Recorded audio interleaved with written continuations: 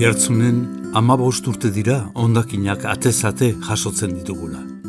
Herritar guztion ohitura honei esker, herriko hondakinen 80% baino gehiago birziklatzen duen herria gara.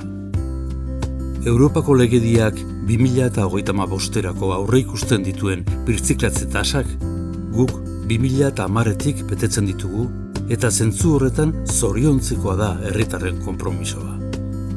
Transizio ekologikoa hitz egiten den garai hauetan, aitzindaria izan da Oiartzungo hondakinen kudeak eta politika.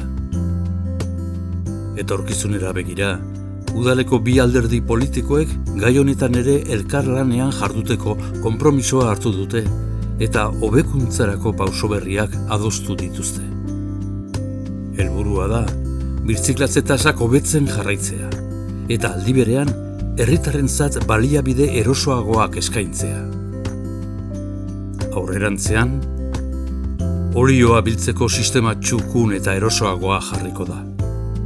Papera eta ontziak ateratzeko, rafiazko poltsak erabiliko ditugu, eta egun haizetsuetan arazorik ez izateko, zintzilekarioetako gantxoak egokituko dira. Rafiazko poltsen aldaketa, pixkanaka egiten joango da, auzoz auzo, eguteki honen baitan.